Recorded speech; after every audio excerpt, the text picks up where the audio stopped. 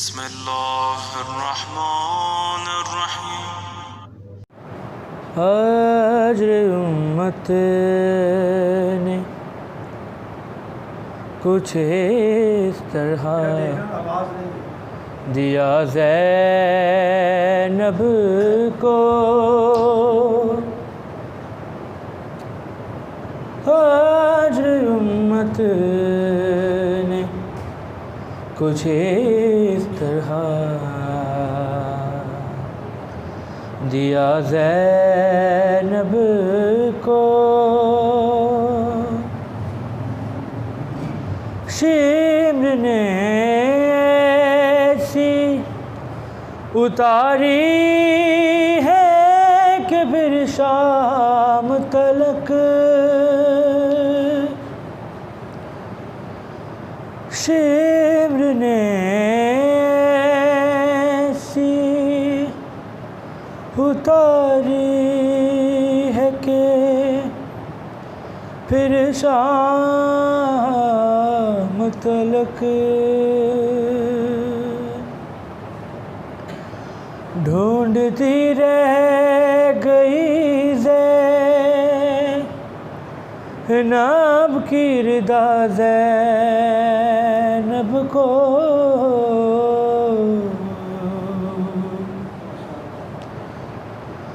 ڈھونڈتی رہ گئی زینب کی رضا زینب کو،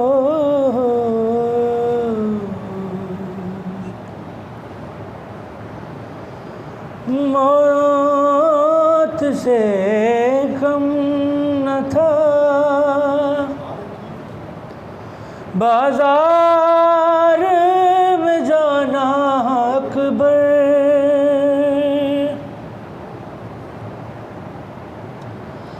موت سے کم نہ تھا بازار میں جانا اکبر، پھر بھی عابد کے لیے، پھر بھی عابد کے لیے جینا پڑا زینب کو،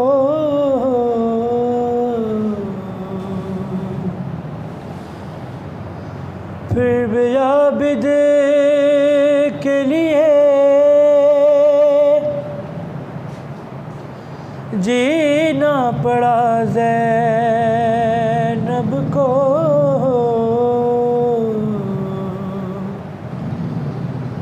آج امت نے کچھ اس طرح دیا زینب کو،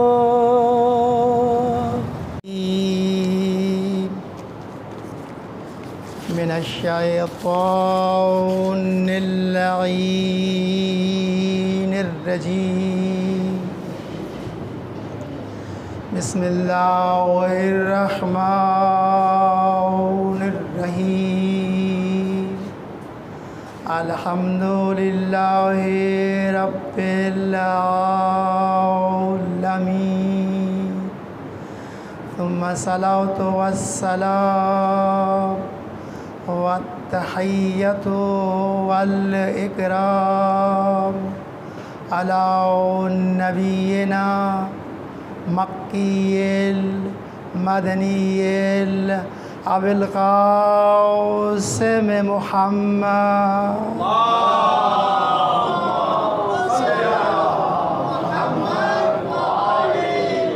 وآل بیتہ الطیبین الطاہرین المعصومین الذین ذهب اللہ عنہم الرجس وطهرهم تطہیرا،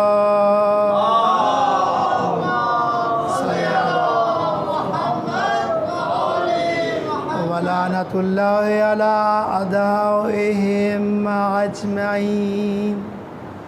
أما بعد فقد قال النبي صلى الله عليه وآله وسلم حسين مني وأنا من الحسين أحب الله من أحب الحسين وأبغض الله من أغضب الحسين. صلوات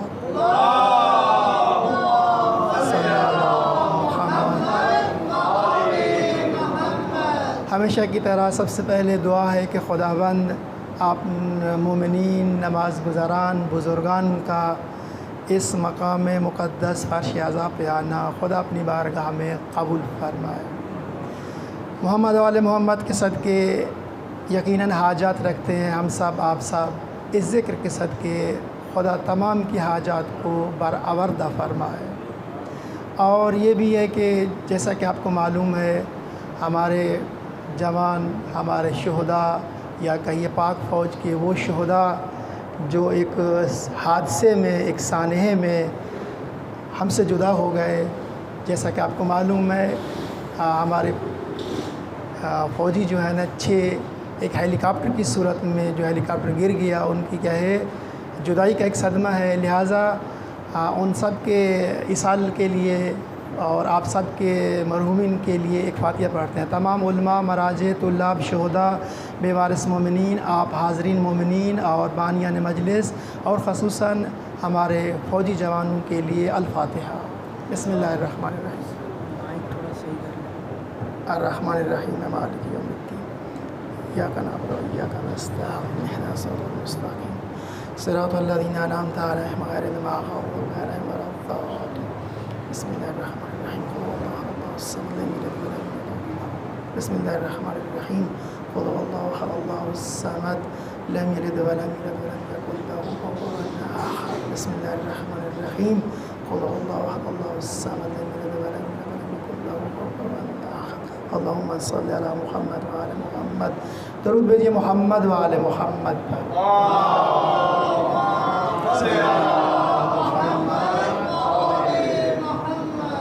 جیسا کہ آپ سامعین کو، مومنین کو جو مسلسل آپ شرکت فرما رہے ہیں، اور یہ اس عشرہ محرم کی تیسری کڑی ہے، اور جو عنوان ہم نے قرار دیا ہے وہ حدیث نبوی ہے، جس میں اللہ کے حبیب یہ ارشاد فرماتے ہوئے نظر آ رہے ہیں حسین مجھ سے ہے اور میں حسین سے ہوں. 2 احب اللہ من احب الحسین. اللہ محبت کرتا ہے من اس سے، احب الحسین جو حسین سے محبت کرے. وَأَبْغَضَ اللَّهُ اللہ غضبناک ہوتا ہے، اللہ ناراض ہوتا ہے کس سے؟ من اغضب الحسین، جس سے حسین غضبناک ہو جائے اس کا اللہ بھی اس سے غضبناک ہو جاتا ہے. ہم نے ایک مجلس میں آپ کے لیے اس حدیث کا پس منظر بیان کیا. توجہ نا، آپ لوگ آگے آ جائیں، تھوڑا آگے آ جائیے صلوات پڑھتے ہوئے. صلوات پر محمد وعلی محمد. صلی علی محمد. پس منظر حدیث آپ کے لیے بیان کیا ہے، توجہ رہے آپ کی. اور پھر یہ عرض کیا کہ حسین مجھ سے ہے. اللہ کے نبی فرماتے ہیں یہ آسان ہے اس کا سمجھنا، مگر میں حسین سے ہوں، پیغمبر حسین سے ہے، نبی حسین سے ہیں، خاتم الانبیاء حسین سے ہیں. اس کو سمجھنا تھوڑا دشوار تھا. کل ہم نے 4 تفسیریں اس حدیث کی آپ کے لیے بیان کیے ہیں، اور آج منزل کو آگے بڑھاتے ہیں اور بعد والی منزل آپ کے لیے پیش کرتے ہیں. مگر اس سے پہلے ہم چاہیں گے ایک معنوی، ایک عرفانی، ایک توحیدی نقطہ بھی ساتھ میں ذکر کرتے جائیں، اس کے بعد اس منزل کو آگے بڑھاتے ہیں. مل کے درود بھیجیے محمد وعلی محمد. صلی علی محمد. ایک حدیث ہے، حدیث قدسی، اور بہت ہی لطیف، سمجھنے کے قابل، عمیق اور گہری قسم کی حدیث ہے، آپ کے لیے ہدیہ کرنا چاہوں گا۔ حدیث کچھ یوں ہے، من طالبانی، اللہ کے رسول فرماتے ہیں من طالبانی، خدا فرما رہا ہے، اللہ فرما رہا ہے، من طالبانی، جس نے بھی اللہ کو طالبانی، مجھ اللہ کو طلب کیا، وجدنی، وہ مجھ خدا کو پالے گا۔ جس نے بھی من طالبانی، مجھ اللہ کو طلب کرے گا، وجدنی، وہ مجھ اللہ کو پالے گا۔ ومن وجدنی، جس نے اللہ کو پا لیا، عرفانی، خدا فرماتا ہے اس کو میری معرفت حاصل ہو جائے گی۔ ومن عرفانی، جس کو اللہ کی معرفت ہو جائے، ومن عرفانی، جس کو معرفت خدا ہو جائے۔ ایک درود بھیجیے محمد والے محمد۔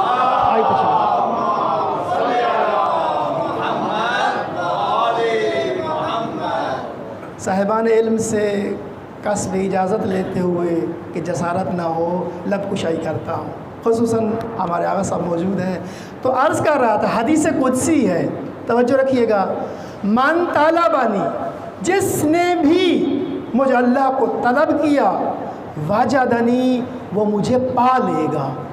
دو، ومن وجدنی، جس نے بھی اللہ فرماتا ہے مجھے پا لیا، عرفانی، اس کو میری معرفت حاصل ہو گئی، اس کو میری آشنائی، اس کو میرا عرفان حاصل ہو گیا۔ ومن عرفانی، جس نے مجھ خدا کو پہچان لیا، احبنی، وہ مجھ سے محبت کرنے لگے گا۔ ومن عرفانی، جس نے مجھے اللہ کو پہچان لیا، احبنی، وہ مجھ سے محبت کرنے لگے گا۔ ومن احبنی، جس نے مجھے اللہ سے محبت کی، عاشقانی، وہ میرا عاشق ہوتا جائے گا۔ جس نے مجھے اللہ سے محبت کی، وہ آگے والی منزل میں عاشقانی، وہ مجھے اللہ کا عاشق ہوتا جائے گا۔ ومن عاشقانی، جو مجھے اللہ کا عاشق ہو جائے، عاشق تو ہوں میں، اللہ اس کا عاشق ہو جاتا ہوں۔ ومن عاشق تو ہوں، اور جس بندے کا، جس عارف کا، جس معرفت کرنے والے کا میں اللہ عاشق ہو جاؤں، قاتلنی، میں اسے قتل کر دیتا ہوں۔ ومن قاتلنی، اور جسے میں اللہ قتل کر دیتا ہوں، فدیۃ علیہ، اس کے خون کی قیمت، اس کا دیہ علیہ، مجھے اللہ پر ہے، میں نے قتل کیا ہے، اس کی جان کی قیمت مجھے اللہ پر ہے۔ ومن علیہ دیۃ، جس کا دیہ مجھ پر ہے، فانا دیۃ، میں خود خدا اس کی دیت ہوں، میں خود خدا اس کا ہو جاتا ہوں۔ ایک درود بھیجے محمد والے محمد۔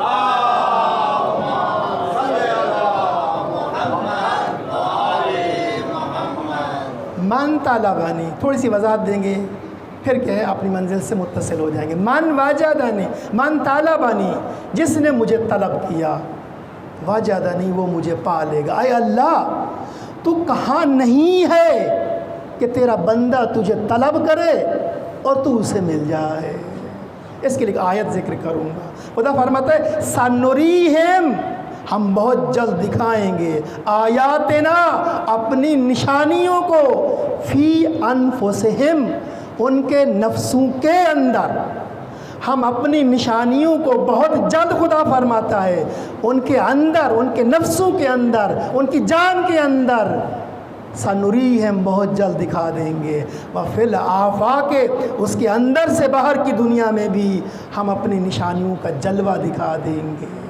تو خدا کو کہیں دور جا کے ڈھونڈنے کی ضرورت نہیں ہے، اس لیے کہ اس کی نشانیاں فی انفسہم، ہمارے نفسوں کے اندر، ہماری جانوں کے اندر پائی جاتی ہیں۔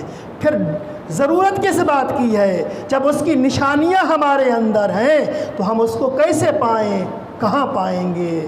اس کے لیے کہا صرف ایک چیز کی ضرورت ہے، اور وہ ہے توجہ۔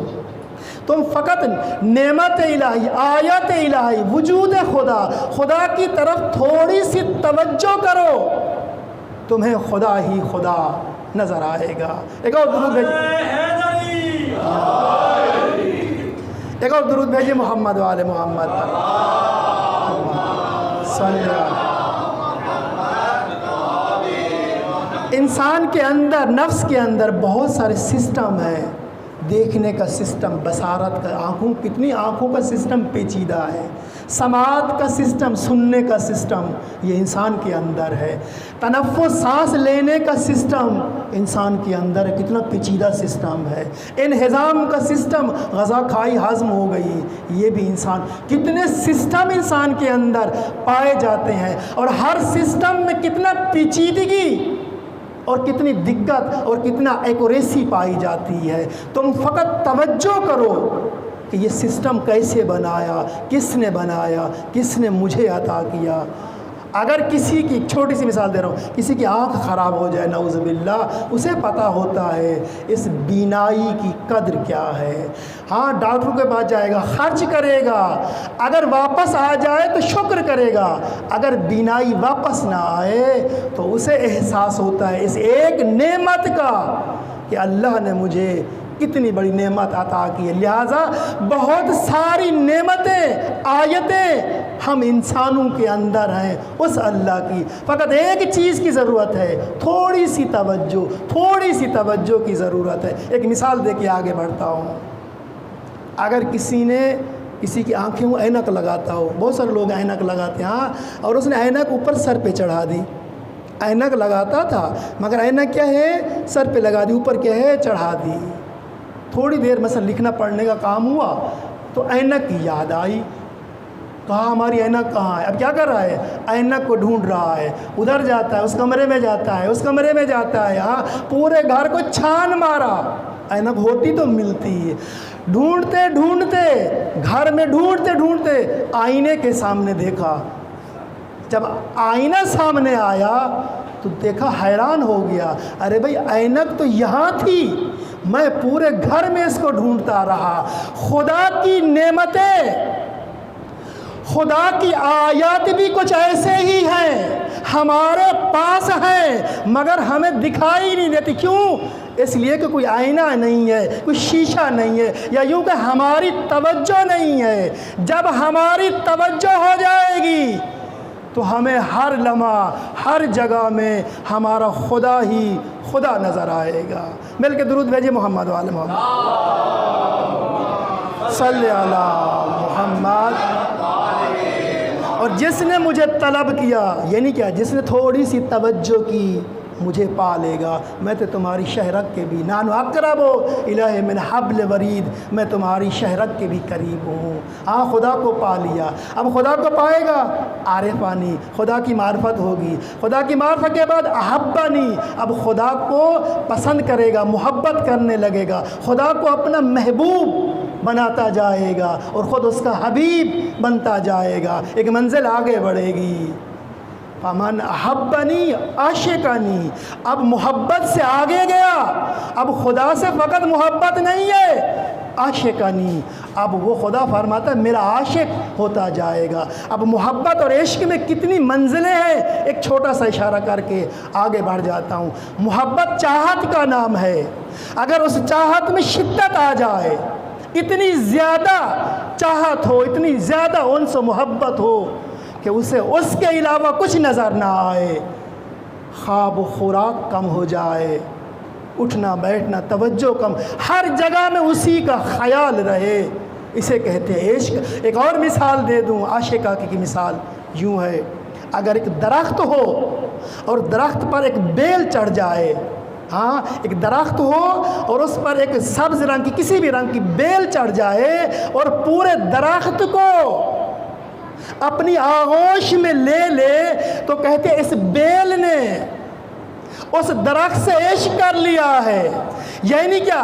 یعنی بیل نے تمام رنگ اپنا اس درخت پر چڑھا دیا ہے، اور درخت نے وہ تمام کا تمام رنگ اس بیل کا لے لیا ہے۔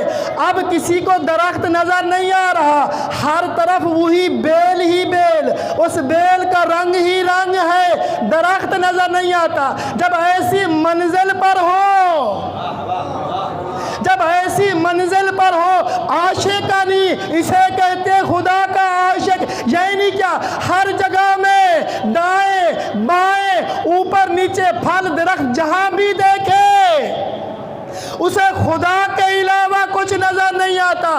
اگر سمجھ میں نہ آئے تو اس کی ایک مصداق بیان کروں گا، اس کا مصداق تمہیں کہیں ملے یا نہ ملے، کربلا میں حسین کی صورت میں ملے گا۔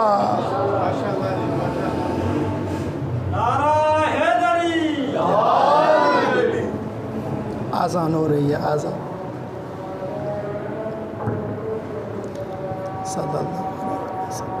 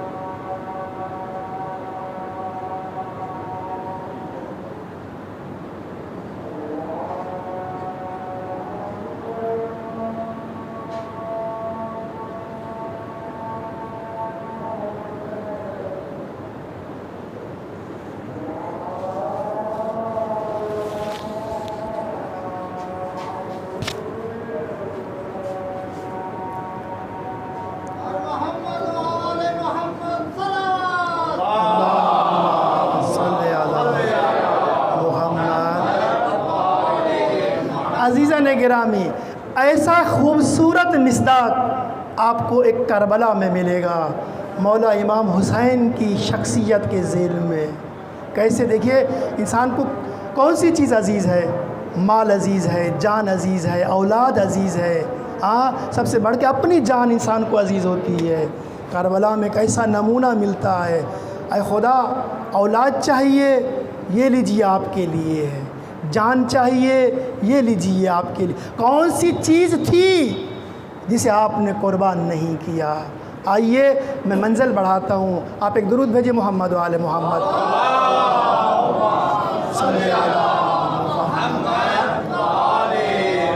حسین منی و انا من الحسین، اس پر بات گفتگو ہو چکی ہے۔ احب اللہ من احب الحسین، خدا محبت کرتا ہے اس سے جو حسین سے محبت کرے۔ اسی منا کا ایک مصداق آپ کے لیے بیان کرتا ہوں۔ اللہ کے رسول کے بہت سارے صحابہ تھے اور ہر ایک کا اپنا مرتبہ ہے، توجہ رکھیے گا۔ انہی صحابہ پیمبر میں جس کا سب سے بڑا مرتبہ ہے، جو ایمان کے 10ویں درجے پر فائز ہیں، اسے سلمان فارسی، اسے سلمان محمدی کہتے ہیں۔ اب اس نے کیا کیا کہ یہ اتنا ترقی کرتا گیا، اتنا ترقی کرتا گیا کہ صحابہ میں سے کوئی اس کا ہم پلہ نہ بنا۔ اس نے 2 کام کیے، 2 سفر کیے۔ پس منظر بیان کر دوں۔ فارس کے ایک گاؤں میں یہ پیدا ہوا۔ جب پیدا ہوا زرتشتی خاندان تھا، آتش پرست گھرانے میں پیدا ہوا ہے۔ جب عقل و شعور کے دریچے کھلے، جوان ہوئے، بالغ ہوئے، جناب سلمان نے دیکھا یہ تو کھلی ہوئی گمراہی ہے، مسیحیت کو اختیار کیا، مسیح بن گئے۔ کافی عرصہ مسیحیت پر رہے، لیکن جب سنا جزیرۃ العرب میں ایک نبی آیا ہے، ایک نئی شریعت لے کے آیا ہے، اور وہ جس کی حضرت عیسیٰ نے بشارت دی تھی وہ آ چکا ہے، رخت سفر باندھا، فارس کو ترک کیا، اللہ کے رسول کے عشق میں، نئی شریعت کی چاہت میں سفر باندھا، اور فارس کو ترک کر کے راستے میں آتا ہے، لوگوں نے پکڑ کے اسے غلام بنا کے بیچ دیا۔ جب اللہ کے حبیب کے قریب آیا تو غلام تھا کسی کا، کئی عرصہ لگا اس کو آزاد ہونے میں، لیکن ایک دن کہا کہ جانا چاہیے اس کے پاس جس کے لیے اتنی زحمتیں، اتنی صعوبتیں جھیلی ہیں۔ کھانا تیار کیا، کھانا تیار کر کے خدمت خاتم الانبیاء میں پہنچا، عرض کیا اور آ کے کہا کہ آپ کے لیے کھانا لائے ہیں۔ تو اللہ کے رسول نے کہا کیسا کھانا ہے؟ کہا یہ صدقہ لایا ہوں، صدقے کا کھانا ہے۔ تو آپ نے صحابہ کو بلایا، کہا نوش کیجئے، ہم اہل بیت، ہم سادات پر صدقہ حرام ہے۔ نوش کیا۔ دوسرے دن پھر وہی کھانا لے کے آئے، کہا حبیب کھانا لائے ہیں۔ کہا کیسا کھانا ہے؟ کہا آپ کے لیے خصوصی کھانا ہے، صدقہ نہیں ہے۔ تو اللہ کے حبیب بیٹھے، دوستوں کو بھی بلایا، خود تناول فرمایا، ساتھیوں کو بھی کھلایا۔ اسی وقت جب عقل کے پیمانے پر دلیل کے ساتھ جناب سلمان کو نبوت کی دلیل ملی، کہا اشہد ان لا الہ الا اللہ، کلمہ پڑھ ڈالا۔ اب اس کے سفر دیکھیے، پوری توجہ، اب جناب سلمان کے سفر دیکھیے، دو سفر کیے۔ ایک سفر مادی سفر تھا، ایک سفر مانوی سفر تھا۔ سفر مادی کیا تھا؟ گھر سے نکلے، سامان اٹھایا، یہ مادی سفر ہے، ہاں ایک وسیلہ لیا اور حضرت کی خدمت میں پہنچے۔ ایک مانوی سفر تھا، ایک عقیدے کا سفر تھا، ایک دین کا سفر تھا، ایک ایمان کا سفر تھا۔ زرتشتی بچپن میں ماں باپ کے دین پر، پھر مسیحیت دو، پھر اسلام لایا، مسلمان ہوا، پھر ترقی کی، اسلام سے ایمان کے مقام پر آیا۔ زرتشتی، مسیحیت، اسلام و مسلمان، پھر اسلام و مسلمان سے مقام ایمان پر آ کے مومن بنے۔ مومن بننے کے بعد تمام مومنوں کی اس لسٹ میں، تمام ساتھیوں کی لسٹ میں آگے بڑھے، پہلے درجے پر، ایمان کے دوسرے درجے پر، ایمان کے تیسرے درجے پر سفر کرتے رہے، ایمان کے 10ویں درجے تک پہنچ گئے۔ تمام مومنین کو پیچھے چھوڑ کے ایمان کے 10ویں درجے تک پہنچ گئے۔ کون؟ جناب سلمان۔ ارے عرب میں اور بھی سارے لوگ تھے، پیغمبر کے ساتھی تھے، ہمسائے تھے، ہمیشہ ساتھ رہنے والے تھے، کوئی ایمان کے 10ویں درجے تک نہ پہنچ سکا۔ جب اللہ کا حبیب دیکھ رہا ہے کہ سلمان ترقی کر رہا ہے، ایک جملہ ہدیہ کروں گا، جب ایک مومن 10ویں درجے تک پہنچ گیا تو کوئی صحابی اس مومن کے 10ویں درجے کا مقابلہ نہ کر سکا۔ جب ایک مومن کے لیے تمام صحابی مل کے اس کے ایمان کا مقابلہ نہ کر سکے تو یہ کیسے ممکن ہے؟ ایک عرب کا جاہل بدو مومن نہیں، امیر المومنین کے مقابل میں آ گیا۔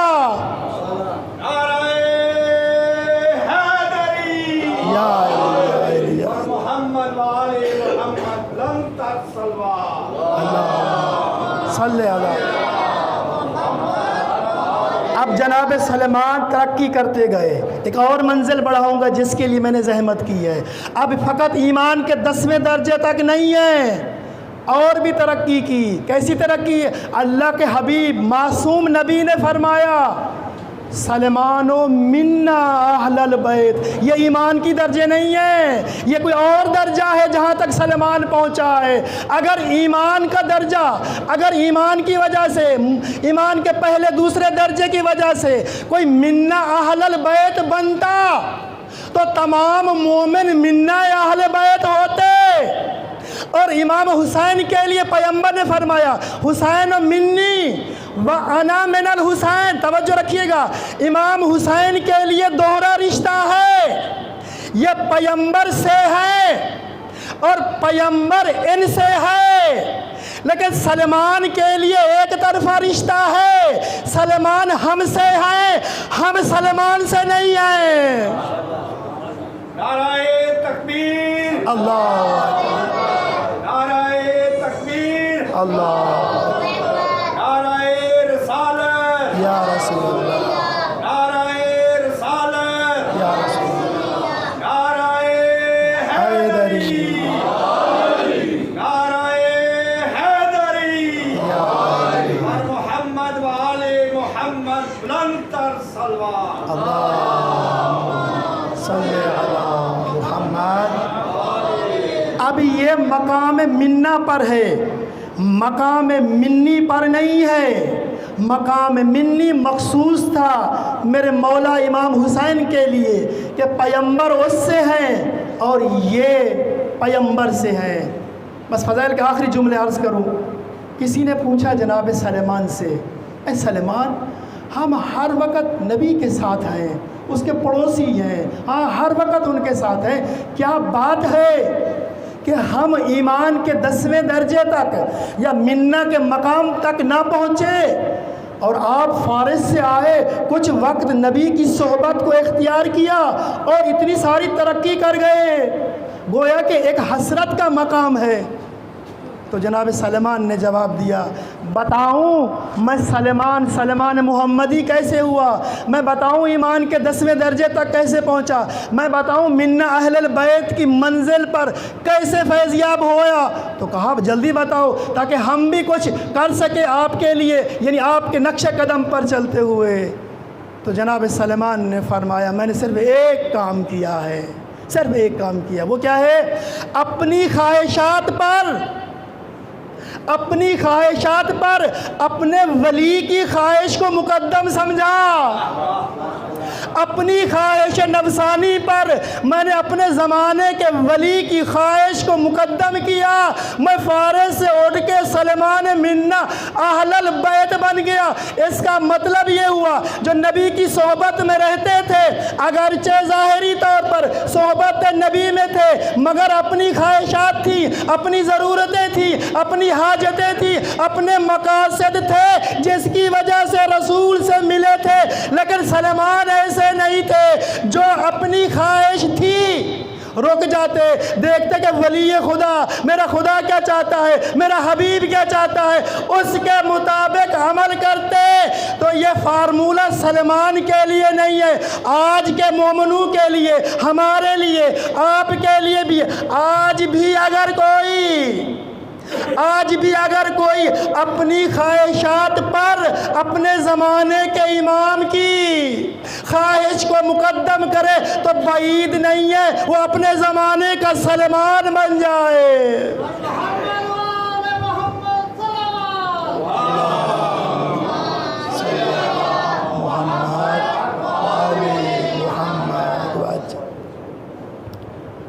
اس سے زیادہ زحمت سماعت نہیں دینا چاہتا، اس لیے کہ اس کے بعد بھی مجھے مجلس کے لیے جانا ہے۔ یقیناً آپ بھی عزاداری کریں گے اور بعد میں مجلس کے لیے جائیں گے۔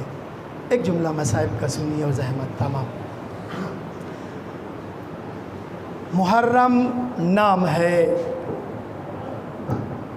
غم اور اشک کا، محرم ظاہر ہوتا ہے ایک خاص علامت کے ساتھ، افق پہ چاند نظر آ کے یہ اعلان کر دیتا ہے، لوگوں غم کا مہینہ آ گیا، لوگوں کربلا والوں کا مہینہ آ گیا، لوگوں رونے کا مہینہ آ گیا، لوگوں اگر حاجات ہے تو اس ذکر کے ذریعے تمہاری تمنائیں بھی پوری ہو سکتی ہیں۔ بس عزیزو، انہی محرم کے شہداء میں سے، انہی کربلا کے شہداء میں سے مجھے ایک شہید کا ذکر کرنا ہے۔ امام حسین علیہ السلام جب 8 ذی الحجہ کو مکے سے روانہ ہوئے تو 9 ذی الحجہ کو مسلم کی شہادت کی خبر ملی اور سفر کو جاری رکھا۔ ابھی کربلا سے 2 منزلیں باقی تھیں، کربلا سے 2 منزلیں باقی تھیں۔ کوفے کے قریب پہنچے، فَإِذَا الْحُرُّ بِأَلْفِ فَارِسٍ، 1000 لشکر لے کے حر میرے مولا حسین کے سامنے آ جاتا ہے اور آ کے میرے مولا سے کچھ گفتگو کرتا ہے اور آ کے کہتا ہے کہ یا ابا عبداللہ، مجھے آرڈر ملا ہے اور میں اس 1000 لشکر پر کمانڈر ہوں، جنرل ہوں، اور یہ میرے انڈر میں ہے، مجھے حکم یہ ملا ہے میں آپ کو نہ تو کوفے آنے دوں اور نہ ہی آپ کو واپس مکے جانے دوں۔ تو میرے مولا فرماتے ہیں کہ حر یہ کیا کہہ رہے ہو، انتم کتبتم، تم لوگوں نے خط لکھے ہیں، مجھ حسین کو بلایا ہے، تم لوگوں نے خط لکھے ہیں، تم نے مجھے بلایا ہے، اب میرا راستہ روک رہے ہو۔ تو میرے مولا نے فرمایا ہٹ جاؤ میرے راستے سے، مجھے اپنی منزل کو جانے دو۔ حور نے کہا ایسا نہیں ہو سکتا۔ امام نے ایک جملہ کہا حور کے لیے، فرمایا سقط امو کا، حور تیری ماں تیرے غم میں بیٹھے، حور تیری ماں تیرے غم میں بیٹھے۔ تو حور کے چہرے کا رنگ بدل گیا اور ایک عجیب حالت میں مولا سے دبی آواز میں مخاطب ہو کے کہتا ہے کہ یا ابا عبداللہ، مولا آپ نے میری ماں کا نام لے لیا، لیکن میں کیا کروں، آپ کی ماں ایسی عظمت والی ہے، میں حور کی زبان میں سقط نہیں، میں آپ کی مادر گرامی کا نام لے سکوں۔ یعنی حور بھی سمجھ رہا تھا عظمت حسین، حور بھی سمجھ رہا تھا خانوادہ عظمت حسین کو جانتا تھا۔ امام نے قدم بڑھائے، امام نے دیکھا حور نہیں مان رہا، وقام، امام کھڑے ہو گئے، اور راکبہ، امام نے گھوڑے پہ سواری کی، وہ سارا، اور امام چل دیے۔ اور چلنے کے بعد امام چلتے ہیں، اور اتنے میں جس طرف فَكُلَّمَا، جب بھی امام المسیرہ کسی راستے کو اختیار کرتے، فَيَمْنَعُوهُ، حور آ کے منع کرتا۔ امام دائیں کو جاتے، سامنے حور آ جاتا، امام بائیں کو جاتے، سامنے حور آ جاتا، امام واپس جانا چاہتے، سامنے حور آ جاتا، امام آگے بڑھنا چاہتے، آگے حور آ جاتا۔ ہر طرف سے امام کو حور نے گھیر لیا، بس امام نے سواری کو چھوڑ دیا۔ اے ذوالجناح، تو جہاں جاتی ہے جا، مجھے حور کہیں نہیں جانے دے رہا۔ اور امام لڑنا بھی نہیں چاہ رہے، امام جنگ بھی نہیں کرنا چاہ رہے۔ فَبَلَغَ الْحُسَيْنُ کربلا، بس میرے مولا کربلا کی منزل تک پہنچ گئے۔ جب کربلا پہنچے، بس یہیں تک مجھے لانا تھا۔ اب حور نے دیکھا میں نے امام کے ساتھ صحیح نہیں کیا ہے، میں نے امام کے ساتھ غلط کیا ہے، میں نے امام کے ساتھ ظلم کیا ہے۔ وہ شہزادہ ہے، وہ معصوم ہے، وہ نبی ہے، وہ اہل بیت کا خامس آل ابا ہے، میں نے غلط کیا ہے۔ اب حور کے دل میں پچھتاوے کی ایک جنگ شروع ہو گئی۔ حور رو رہا ہے، حور پچھتا رہا ہے، ان ہاتھوں نے کیا کیا۔ کبھی کبھار یہ بھی سوچتا ہوگا ان ہاتھوں کو میں کاٹ کیوں نہ دوں جنہوں نے حسین کے گھوڑے کی لگام کو روکا۔ بہت پچھتا رہا ہے، دل میں رو رہا ہے۔ شب عاشور آئی، حور ساری رات منقلب، مضطرب، بے قرار رہا۔ اے کاش صبح ہو جائے، میں بارگاہ حسین میں جا کے توبہ کروں، میں بارگاہ حسین میں جا کے معذرت خواہی کروں، میں بارگاہ حسین میں جا کے زار و قطار روؤں گا، معافی مانگوں گا۔ کریم گھرانہ ہے، کریم ہے، مجھے بخش دے گا۔ حسین کے انتظار میں، یا یوں کہ صبح کے انتظار میں رہا۔ بس یوں کہوں صبح کی کرن کیا پھوٹی، حور کی تقدیر نے کروٹ بدلی۔ اب حور آیا امام حسین کے خیمے کے قریب، ذرا حالت دیکھیے گا حور کی۔ پیادہ ہے، بہترین سواری تھی، پیادہ آیا ہے، ننگے پاؤں آ رہا ہے، اور حالت کیسی ہے، سر جھکا ہوا ہے، سر پہ کوئی امامہ کوئی زرہ کچھ بھی نہیں ہے، ننگے سر کو جھکائے ہوئے، ہاتھوں کو پسے گردن رکھے، گویا کہ پشیمان ہے، رو رہا ہے، اشک جاری ہے۔ اتنے میں مولا کے حرم، مولا کے خیمے کے قریب جاتا ہے۔ دیکھنے والوں نے کہا کہ مولا حور آ رہا ہے، ابن زیاد کی فوج کا جنرل آ رہا ہے، شاید کوئی مکاری ہو، کوئی دسیسہ ہو، یہ کیسے آ رہا ہے؟ امام نے فرمایا آنے دو، آنے دو، تمہیں نہیں معلوم یہ کون ہے، یہ حسین کا مہمان ہے، جاؤ اس کا استقبال کرو۔ حور آ رہا ہے، قطرے کے استقبال کے لیے سمندر اٹھا، قطرے کے استقبال کے لیے دریا گیا تاکہ یہ قطرہ متصل ہو جائے۔ حور آیا، سر جھکا ہوا ہے، زبان سے کچھ بول نہیں رہا ہے، خاموشی طاری ہے۔ میرے مولا نے کہا حور کچھ تو بولو، کوئی تو بات کرو۔ حور کچھ نہیں بول رہا۔ میرے مولا نے ایک جملہ کہا، اور یہ تمہارا جو یہ سر جھکا ہوا ہے، اس سر کو اٹھاؤ، اس سر کو بلند کرو۔ اور نے کہا مولا وہ کیوں، میں تو پشیمان ہوں، میں تو رو رہا ہوں، میں نے غلطی کی ہے، میں آپ کا مجرم ہوں۔ کہا اور جو اس در پر آتا ہے، جملہ سنیے گا، اور جو اس در پر آتا ہے کبھی اس کا سر جھکتا نہیں ہے، نہ اس دنیا میں نہ اس دنیا میں۔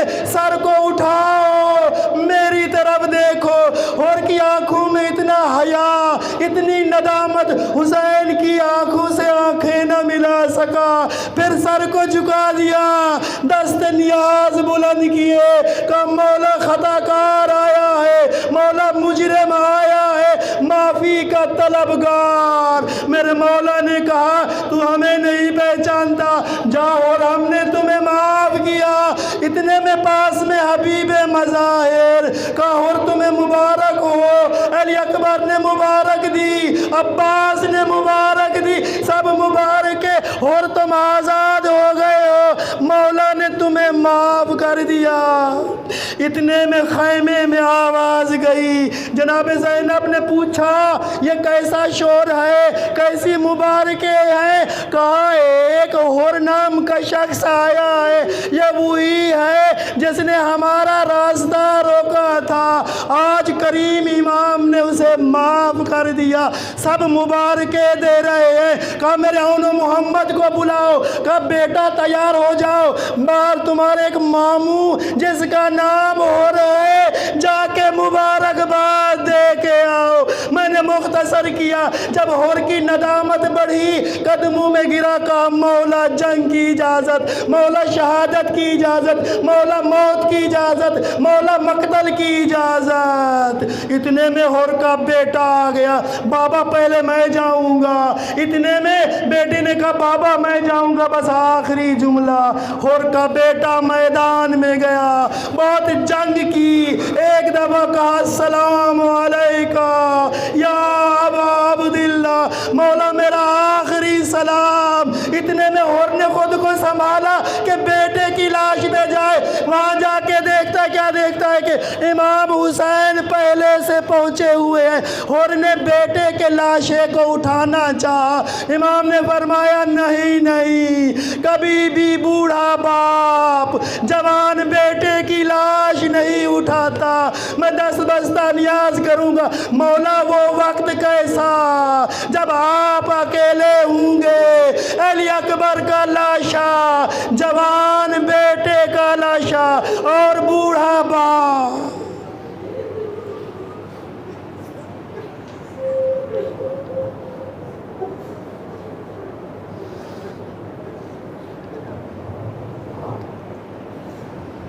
سَيَعْلَمُ الَّذِينَ ظَلَمُوا أَيَّ مُنْقَلِبٍ يَنْقَلِبُونَ ماتم حسین۔ حبیب آ جاؤ، یہ ختم شاہ نے لکھا، حبیب آ جاؤ، یہ ختم شاہ نے لکھا، حبیب آ جاؤ، یہ ختم شاہ نے لکھا، حبیب آ جاؤ، تمہارا دوست ہے تنہا، تمہارا دوست ہے تنہا، حبیب آ جاؤ، یہ ختم شاہ نے لکھا، حبیب آ جاؤ، یہ ختم شاہ نے لکھا، حبیب آ جاؤ، یہ ختم شاہ نے لکھا، حبیب آ جاؤ، یہ ختم شاہ نے لکھا، حبیب آ جاؤ، شہید کیسے ہوا وہ بتاؤ گے آ کر، تم حال مسلم بے کس سناؤ گے آ کر، رقیہ تکتی ہے رستہ، رقیہ تکتی ہے رستہ، حبیب آ جاؤ، یہ ختم شاہ نے لکھا، حبیب آ جاؤ، یہ ختم شاہ نے لکھا، حبیب آ جاؤ یہ خط میں شاہ نے لکھا حبیب آ جاؤ لگاؤ اس سے بھی اندازے میری غربت کے جہاں پہ ابن علی لکھنا تھا وہاں میں نے دیا ہے ماں کا حوالہ دیا ہے ماں کا حوالہ حبیب آ جاؤ یہ خط میں شاہ نے لکھا حبیب آ جاؤ یہ خط میں شاہ نے لکھا حبیب آ جاؤ یہ خط میں شاہ نے لکھا حبیب آ جاؤ وہ جب یہ سنتی ہے کوفے سے آ رہے ہیں شکی تو پوچھتی ہے ہمارا بھی آئے گا کوئی